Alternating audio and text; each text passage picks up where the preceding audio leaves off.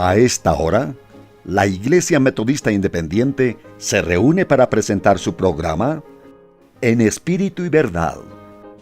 Dios es Espíritu, y los que le adoran en espíritu y verdad es necesario que le adoren. Bienvenidos al programa de hoy.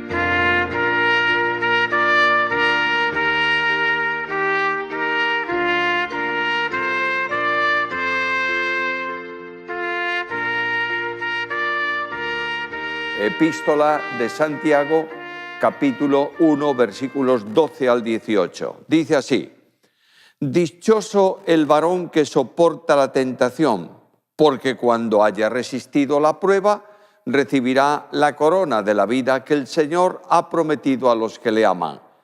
Que nadie diga cuando es tentado: estoy siendo tentado de parte de Dios, porque Dios no puede ser tentado por el mal, ni Él tienta a nadie, sino que cada uno es tentado cuando es atraído y seducido por su propia concupiscencia. Entonces, la concupiscencia, después que ha concebido, da a luz el pecado, y cuando el pecado es consumado, produce la muerte. Amados hermanos míos, no erréis. Toda buena dádiva y todo don perfecto viene de arriba, desciende de parte del Padre de las luces, en el cual no hay fases ni periodos de sombra. Él, por designio de su voluntad, nos hizo nacer por la palabra de la verdad, para que fuéramos como primicias de sus criaturas. Las pruebas y las tentaciones tenemos que distinguirlas con toda claridad. Y voy a mencionar esto como introducción al comentario de hoy. La prueba es una circunstancia que aparentemente es adversa, conflictiva, a veces muy intensa, pero que Dios permite con efecto benéfico para el que la recibe. De modo que Dios sabe que yo tengo necesidad de aprender paciencia, por ejemplo, y permite un conflicto en mi vida para que aprenda a depender de Él, a guardar silencio en medio de la prueba. Dios quiere que yo estimule mi fe, la haga más sólida, y permite un conflicto en mi vida para que yo descanse solo en Cristo por medio de la fe. Y como dice el escritor de la carta a los Hebreos, penetre con el ancla de la fe hasta el interior del velo, es decir, al lugar donde Cristo está y donde está el trono de gracia, para recibir la gracia para el oportuno socorro. El Señor de la gloria sabe que yo tengo mi propensión al orgullo, y Él permite que vengan dificultades en mi vida para que me hagan descender a una posición donde pueda ser bendecido. Todos conocéis el ejemplo de Job. Dios permitió que todo cuanto Job tenía le fuese arrebatado, incluyendo su salud, incluyendo su familia, el desprecio de su esposa, la pérdida de sus bienes, en fin, todo lo que vosotros sabéis acerca de Job. ¿Por qué? Bueno, Dios quería llevar a Job al lugar desde donde podía darle una doble bendición. Y al final del libro, Job aprende la lección de una prueba tan complicada, tan difícil, y dice: de oídas te había oído, pero ahora mis ojos te ven, y me arrepiento, descanso, me coloco como en cilicio y ceniza. Cuando tú desciendes y eres humilde, estás en la voluntad de Dios, y Cristo bendice tu vida y te da paz y descanso. Estas son las pruebas. Como el pasaje anterior, cuando uno está en una prueba y no sabe el por qué, cuál es la razón, por qué viene la prueba, Santiago nos dijo que le preguntemos al Señor. Algunas veces algunos piensan que no debo preguntar nunca por qué, que debo preguntar para qué, pero realmente lo que la Biblia me dice es: pregunta primero por qué, y ya entenderás un día el para qué. Ahora, estas son las pruebas benéficas para el creyente, permitidas por Dios. Viene la tentación, y la tentación tiene que ver especialmente con un acto que Satanás produce y orienta, no para beneficio del creyente, sino para todo lo contrario. Vuestro adversario, el diablo, como león rugiente, anda alrededor vuestro buscando a quien devorar. Luego, las tentaciones son negativas, las pruebas son siempre positivas. Hay que distinguir claramente entre pruebas y tentaciones para nuestra aplicación a la vida personal. La vida de fe discurre entre las pruebas que Dios permite y las tentaciones que Satanás envía. En medio de ese conflicto, el creyente camina con la vista puesta en Jesús. Ahora, Santiago habla de una bienaventuranza. Comienza diciendo, versículo 12, dichoso el varón. En algunas versiones decía, bienaventurado el varón que sufre, que soporta la tentación, en este caso. La palabra para tentación y para prueba es muchas veces la misma, como ocurre en este caso, pero hay que distinguirlo por el contexto que lo rodea. De manera que la bendición, la dicha, es para el creyente que soporta. Y esta palabra soportar tiene que ver con aguantar. El que se pone debajo de una carga, le ponen la carga encima y él permanece absolutamente quieto en medio de las circunstancias, sin levantarse, sin enfadarse, sin enojarse, simplemente aguantando. Aquí donde estamos grabando hay alrededor mío unas cuantas columnas. Yo que estuve desde el principio en la construcción de este edificio, yo no lo construí, pero estaba ahí cuando se construyó, me llama la atención que la columna de la mano derecha y la columna de la mano izquierda nunca se han movido. Ahí están quietas. Ellas podrían decir, si pensaran, pero oye, yo tengo que soportar aquí un peso tremendísimo, pero aguantan porque es la misión de la columna. Dios te ha puesto a ti y a mí para que seamos capaces de soportar la carga, el peso de las pruebas y también el peso de la tentación. Dios da mayor gracia, por tanto no es difícil ser capaces de soportar. Ahora, las pruebas acrisolan la fe, de manera que en medio de las pruebas está la bienaventuranza. Dichoso el varón que soporta la prueba o que soporta la tentación. Porque el tiempo de la tentación o el tiempo de la prueba siempre es corto. Nota el versículo, porque cuando haya resistido la prueba. Haya resistido la prueba significa que ha comenzado la prueba, transcurrió durante un tiempo y terminó la prueba. Ha resistido la tentación o la prueba y va a recibir un bien absoluto, la corona de la vida.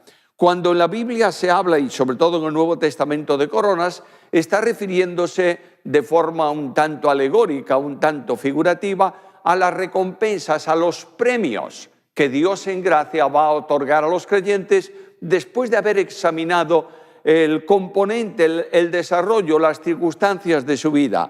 Por tanto, cuando estemos en su presencia, los que hayan resistido, hayan sido capaces de soportar la tentación, van a recibir la corona de la vida. Pero nota esa expresión, corona, recompensa, premio, y la vida con artículo. Significa la única forma de expresión de esa vida. No está refiriéndose, por supuesto, a la vida eterna. La vida eterna no se recibe por pruebas, ni por tentaciones, ni por dificultades pasajeras. La vida eterna la recibe por gracia todo aquel que cree en Cristo. Pero el que soporta la tentación recibe una recompensa que tiene que ver con la vida bendecida de Dios, que se extiende a lo largo de su experiencia aquí en la tierra y se proyecta definitivamente al cielo. Leo algo parecido en el Salmo, una promesa en el Salmo 16:11, donde dice el salmista, me muestras la senda de la vida. En tu presencia hay plenitud de gozo, delicias a tu diestra para siempre. La vida, la senda de la vida, es Cristo mismo. Jesús dice, yo soy el camino y la verdad y la vida. Ahora, este que es camino y que es vida, muestra el camino en medio de las pruebas y es ejemplo para nosotros. Cristo recibió profundas conmociones de pruebas en su vida. Fue despreciado incluso por su familia que no creían en él. Maltratado por las gentes, acusado de una forma infame de lo que no era. Le llamaron demonio y aliado del demonio. Y finalmente Cristo murió en la cruz.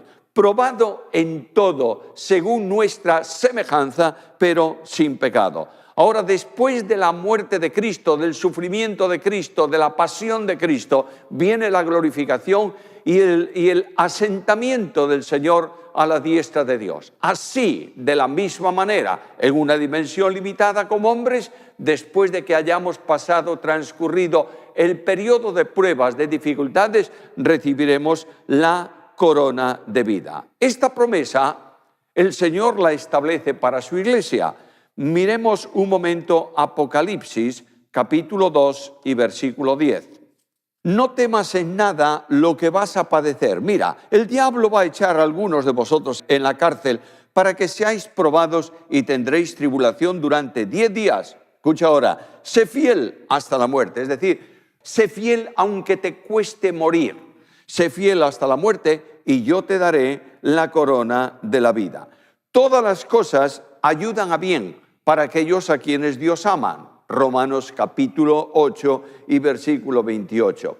Las aflicciones producen en nosotros ya aquí en la tierra una bendición en el camino de vida. El apóstol Pablo escribe la carta a los Corintios, segunda carta, capítulo 4, versículo 17, y dice que esta aflicción momentánea produce en nosotros un cada vez más excelente y eterno peso de gloria. ¿Te das cuenta?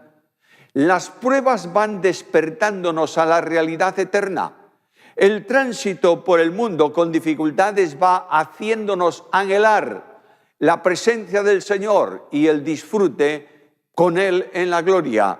Y la esperanza no solamente es del encuentro, que ya es bueno, de la ciudad que esperamos, donde estaremos con Jesús, de los cielos nuevos y de la tierra nueva, sino también del compromiso que Dios establece aquí en su palabra, cuando nos dice que recibiremos la corona de vida. ¿Que está prometida a quién? ¿A todos? Bueno, alguien me va a decir, sí, a todos los que resisten la prueba, las tentaciones. Lee el final del versículo. El Señor ha prometido a los que le aman. Es decir, las bendiciones de Dios son dadas en la dimensión en que nosotros tenemos una real comunión con Dios. Nadie puede ser bendecido si no está en comunión con Dios. Quiero poneros un ejemplo de la importancia del amor. El Señor Jesús dice, en esto conocerán todos que sois mis discípulos. ¿Cómo? Por lo que predicáis, por la buena ortodoxia, por los himnos que estáis cantando, por la forma de hacer las reuniones. No. Conocerán que sois mis discípulos si tenéis amor los unos para con los otros. ¿Quieres oírlo de otra manera? El Señor Jesucristo establece un mandamiento para la iglesia. Este mandamiento os doy, que os améis unos a otros, así como yo os he amado. Ahora mira un ejemplo importante. Cuando el apóstol Pablo escribe la carta a los Efesios y termina la epístola, dice que la bendición de Dios sea con todos los que aman a Jesucristo con amor inalterable. Transcurren más o menos unos 30 años y Juan escribe el libro de Apocalipsis. Y en el libro de Apocalipsis, Juan escribe de parte del Señor una carta, recoge una carta del Señor a la iglesia en Éfeso. ¿Y cómo termina? ¿O qué dice ahí el Señor? Tengo contra ti que has dejado tu primer amor. Es necesario que entendamos bien esto. Primer amor, ¿qué es primer amor? Bueno, el primer amor es el amor que yo siento cuando me convertí a Cristo y soy feliz y predico el Evangelio a todos y dentro de 4 meses no lo predico a nadie porque me he cansado del primer amor. No, ese es el primer amor. El primer amor significa amor de origen y el amor de origen está en Dios. Y el amor de origen se otorga al creyente por medio del Espíritu Santo, que derrama ese amor de origen, el primer amor, en el corazón del cristiano. No dice, has perdido tu primer amor, sería perder el Espíritu Santo. Has dejado tu primer amor. Por tanto, lo que has hecho es abandonar el control de vida del Espíritu Santo. Si necesitamos el apoyo de Dios en mayor intensidad, es cuando estamos en medio de la prueba. Y en medio de ese conflicto, de esas circunstancias adversas, nosotros amamos y seguimos amando al Señor. Ahora Juan va a referirse a la distinción que mencioné en la introducción. Versículo 13. Que nadie diga cuando es tentado, estoy siendo tentado de parte de Dios, porque Dios no puede ser tentado por el mal, ni Él tienta a nadie. De nuevo, las pruebas son permitidas por Dios para beneficio del creyente. Las tentaciones que buscan la caída del creyente no pueden proceder de Dios. Dios no tienta. Bueno, algunos dicen, bueno, pero como es omnipotente, es todopoderoso, Él puede hacer que el demonio no me tiente. Puede, pero no lo hace.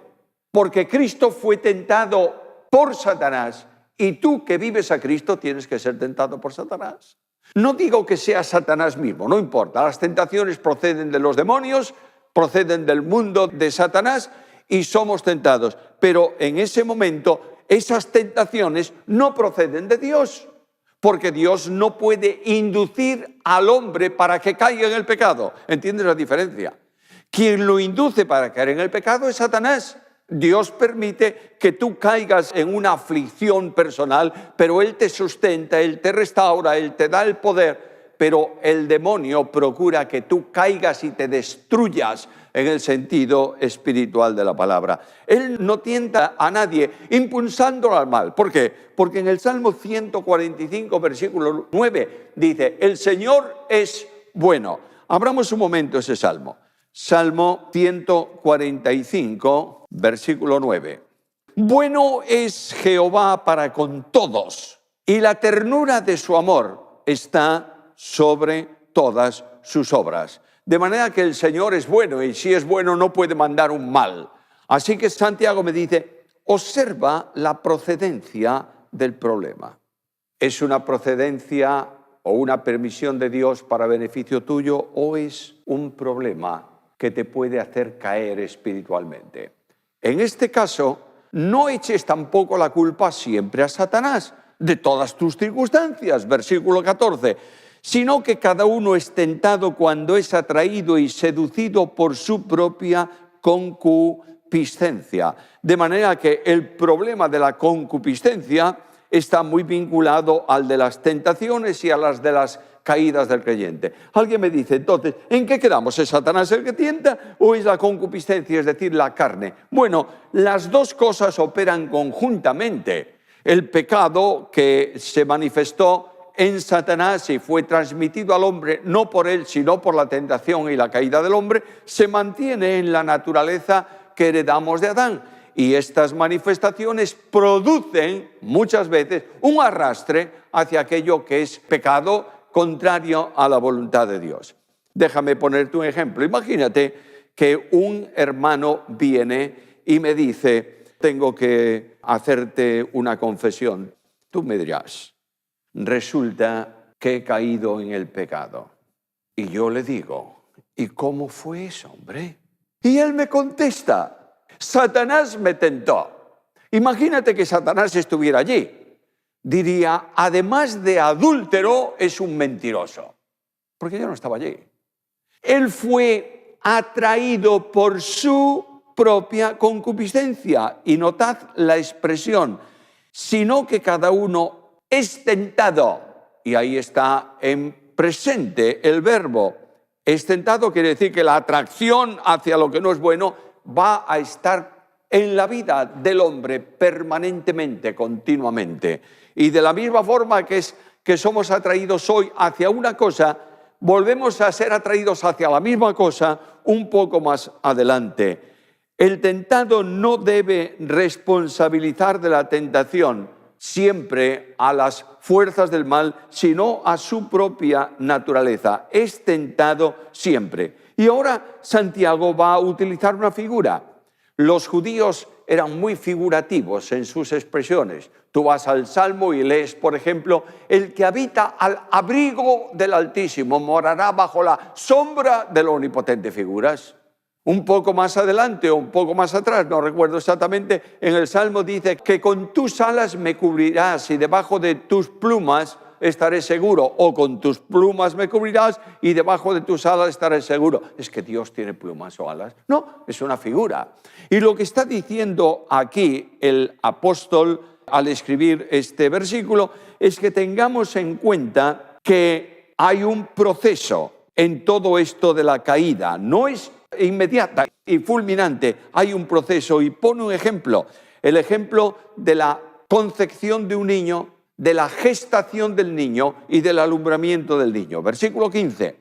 La concupiscencia después de que ha concebido, ahí tienes, tú has cedido a la acción íntima de tus deseos pecaminosos, ha concebido. Y cuando ha concebido da a luz, lógicamente, ¿a qué? A lo que procede de tu concupiscencia, es decir, el pecado.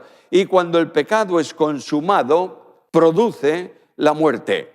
No está hablando, como en la vez anterior, solamente la muerte espiritual, que es una verdad, o la muerte segunda o muerte eterna. Está hablando a creyentes. La vida se pierde absolutamente cuando hay acciones pecaminosas.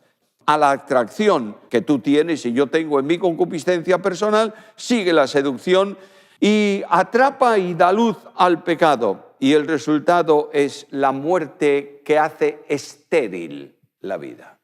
Tremendo.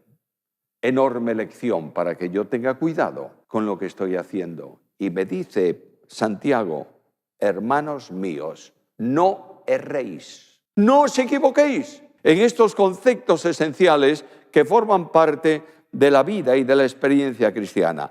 Ahora, ¿cuál es el objetivo divino en las pruebas? Versículos 17. Toda buena dádiva, todo don perfecto viene de arriba, desciende de parte del Padre de las luces, en el cual no hay fases ni periodos de sombra. De manera que el dador de los dones es Dios el Padre.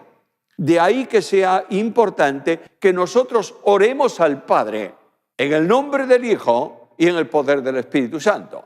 A veces oramos al Espíritu, oramos a Cristo. No digo que eso sea malo, ni digo que Dios no vaya a contestar esa oración, pero la Biblia enseña el proceso de respuesta y el proceso de otorgar las bendiciones. El Padre del cielo otorga las bendiciones. Ningún otro lo hace el Padre. Pero esas bendiciones que salen de la mano del Padre no son válidas para mi vida personal, a no ser que pasen por el único mediador entre Dios y los hombres, que es Jesucristo, hombre. Luego, Cristo es el instrumento de mediación entre las bendiciones del Padre y cada uno de nosotros. Y estas bendiciones se mantienen poderosas por la acción de Dios, el Espíritu Santo. Ahora, hay algo muy importante en el versículo. Primero, las bendiciones que trae también como consecuencia las pruebas que Él permite, descienden de parte del Padre de las lumbreras, de las luces, es decir, el Dios del firmamento, el creador del cielo y de la tierra. Y añade algo, en Él no hay fases ni periodos de sombra. En el texto griego hay aquí una palabra que se traduce directamente al castellano por paralaje. Esta palabra significa los movimientos del astro. Ahora mismo, hace unos días, la Tierra llegó a la parte más próxima al Sol en su órbita elíptica y ahora comienza a alejarse del Sol hasta que llegue al final de esa órbita y vuelva nuevamente ahí. Hay diferentes posiciones, los astros no están absolutamente fijos, se mueven, pero Dios no. En Dios no hay variaciones. El Dios de la Biblia es un Dios permanente e inmutable. Como es inmutable Dios, son inmutables sus perfecciones. Y añade el versículo 18, por el designio de su voluntad nos hizo nacer de la palabra de verdad para que fuésemos primicias de sus criaturas. Escucha esto, primera gran verdad del versículo, la salvación es de Dios. Nada del hombre tiene parte en la salvación. Solo Dios salva. Salmo 3:8, Jonás 2:9, la salvación es del Señor.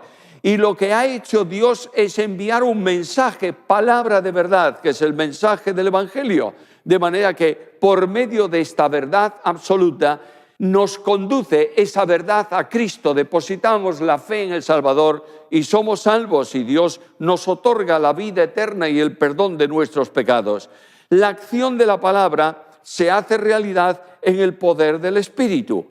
La palabra es dicha por la palabra, a ver si me entendéis bien. La palabra de verdad es dicha por quien es la palabra eterna, el verbo eterno de Dios. ¿Y qué es lo que dice en verdad esta palabra eterna que es Cristo y que recoge el Evangelio? Venid a mí todos los que estáis trabajados y cargados, y yo os haré descansar. Por tanto, la acción de la palabra produce la respuesta del creyente descansando su fe en Cristo, y la palabra eterna garantiza la salvación. Jesús dijo a uno de los que sanó: confía, hijo, tus pecados te son perdonados. Es necesario entender que las pruebas todas están bajo el control de Dios. Por tanto, podemos sentir gozo aún en medio de las pruebas. Dios no nos llama a estar alegres cuando hay tristeza, pero nos llama a no perder el gozo y a no perder la paz. Las pruebas están fuera, el gozo está dentro. Y nos llama Dios también a que reflexionemos sobre nuestra propia propensión personal a la vieja naturaleza y que digamos hoy al Señor aquella parte de la oración que Cristo colocó como ejemplo a los suyos: no nos metas en la tentación, mas líbranos del mal. Realmente, Señor, si es posible que no caigamos hoy, que no sintamos el problema de la tentación, y líbranos del maligno. Aunque venga a tentarnos y nos tiente, Señor, que podamos ser victoriosos en la bendición, y danos también la paz en las pruebas y el poder para vivir una vida victoriosa. Que Dios añada su bendición.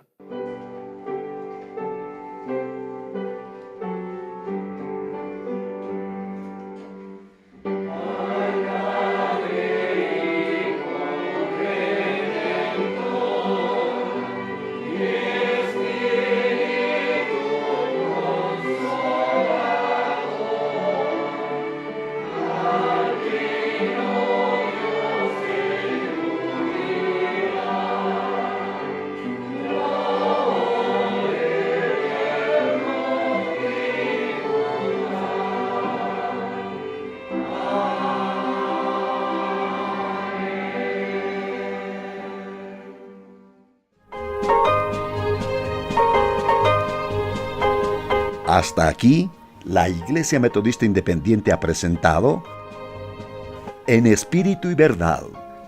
Dios es Espíritu, y los que le adoran en espíritu y verdad es necesario que le adoren. Que el Señor les bendiga.